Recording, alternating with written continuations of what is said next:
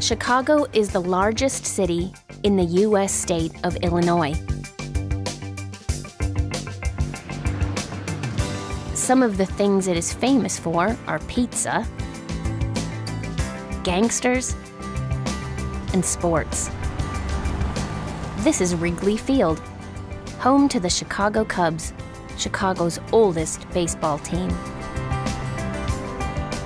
Many American people call Chicago the Second City because for 100 years, it had the second biggest population in the country.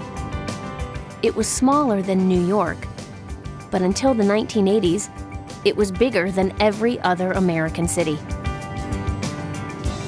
Today, Chicago is a very popular tourist destination. Every year, over 30 million people visit the city. They go to the Millennium Park, the newest park in Chicago.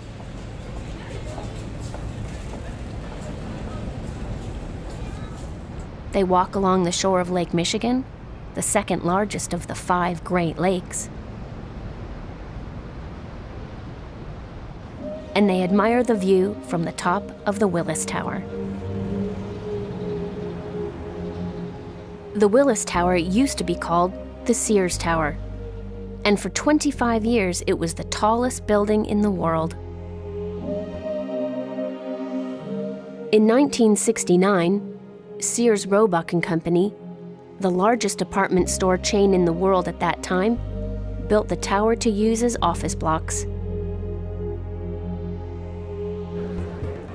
Today, the skyscraper is one of the most popular tourist attractions in the city. It is still the tallest skyscraper in the U.S., but it isn't as tall as the Burj Khalifa in Dubai or the Petronas Twin Towers in Kuala Lumpur. Chicago's other famous nickname is the Windy City. People say that it is windier than other major cities, but weather experts disagree. In fact, scientists predict that Chicago will have a very different climate in the future. They say that it won't be as cold and windy as it is now, but will be warmer and wetter.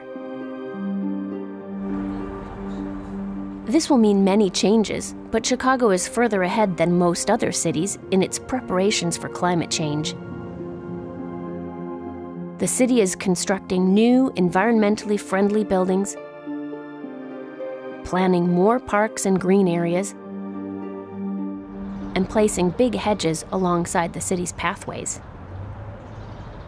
Chicago is also investing in new roads and car parks for electric cars. Chicago is a changing city. The Windy City's famous climate is going to become much warmer. Chicago will be a hotter, more tropical place than it is today. This will cause problems, but at the moment, America's second city is one of the first places to properly deal with pollution and climate change.